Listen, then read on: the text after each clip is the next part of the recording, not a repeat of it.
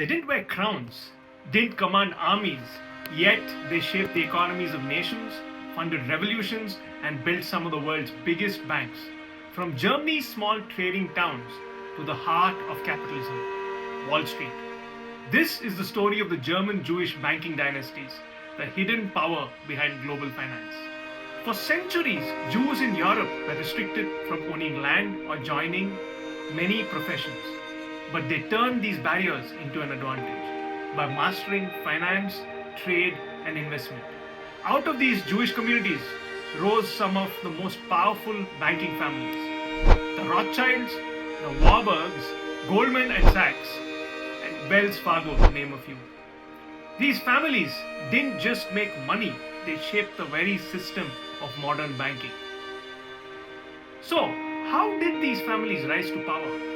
It all started in Frankfurt, Hamburg, and Berlin, where many of these families evolved into financial pioneers.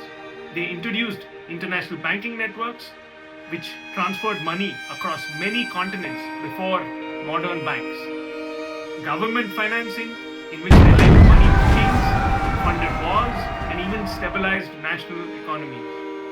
And investment banking, aiding and helping businesses expand by offering capital long before venture capitals. By the 19th century, their influence stretched from Germany to London, to New York, and even beyond, funding everything from railroads to wars. Let's meet some of the most influential German-Jewish families. The Rothschilds, a family from Frankfurt that built the world's first multinational banking empire in the late 1700s, with branches in London, Paris, Vienna, and Naples. The Warburg family, starting in Hamburg, they pioneered international trade finance, later founding Warburg Pincus, one of the world's top investment firms. Goldman Sachs, founded by Marcus Goldman, a German-Jewish immigrant to the US. This bank became the backbone of Wall Street. Wells and Fargo, Henry Wells and William Fargo, both German-Jewish in origin, built America's most trusted banking and transport company, still standing strong today. These weren't just businessmen, they were financial architects, designing the system we still use today. The German-Jewish bankers shaped history by financing revolutions. The Rothschilds secretly backed the British during the Napoleonic Wars.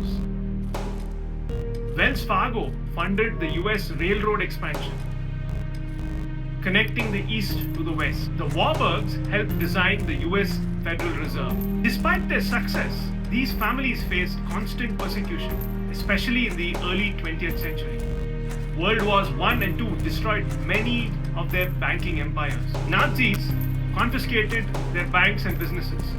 Many families fled to the US, where they rebuilt their fortunes from scratch. Even with these challenges, their financial genius continued to shape global economies. Today, banks like Goldman Sachs and Wells Fargo remain among the most powerful in the world. These families didn't just build banks, they built the financial world we live in today, from funding industries to shaping global finance. Their influence is everywhere. Next time you swipe a credit card, invest in stocks, or take a bank loan, think of these German-Jewish families who dared to dream bigger.